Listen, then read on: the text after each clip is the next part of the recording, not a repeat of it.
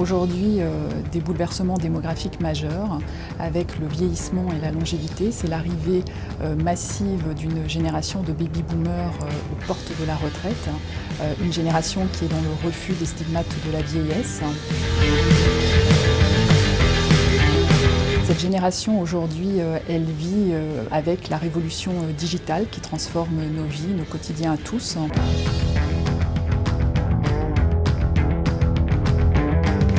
Dans les années 70, quand quelqu'un partait à la retraite, il lui restait entre 5 et 7 années à vivre. Aujourd'hui, il y a un bonus entre 25 et 35 ans. Quel est mon projet de vie pour ces 25 à 35 années de vie qui me restent ?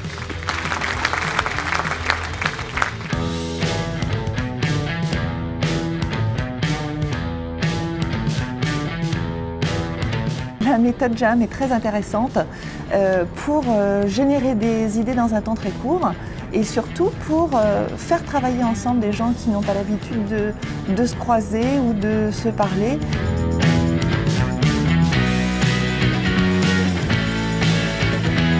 Je n'ai pas tellement envie de parler de vieillesse parce que je pense qu'il y a des parcours de vie, on ne peut pas parler d'une vieillesse.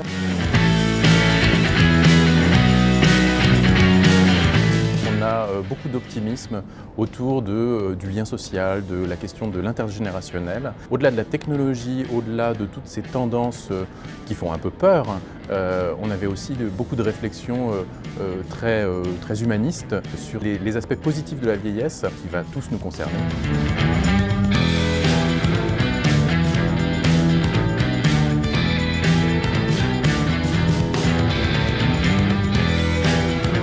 Pour la première fois, il a fallu que je pense à ma propre, entre guillemets, seniorité.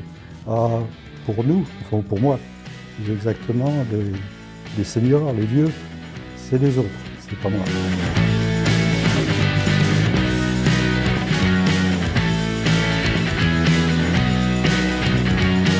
En arrivant ici, je n'ai jamais imaginé ce que j'allais vivre. Et pour moi, qui pourtant chaque jour est dans ce secteur et dans ce milieu, j'ai découvert certaines choses. Comme par exemple, l'important n'est vraiment pas la technologie. Ça, je savais déjà, mais à quel point le lien social était important. Pour nous, BNP Paribas Cardif, assureur des personnes, il s'agit de décrypter ces évolutions sociétales pour pouvoir construire l'assurance de demain.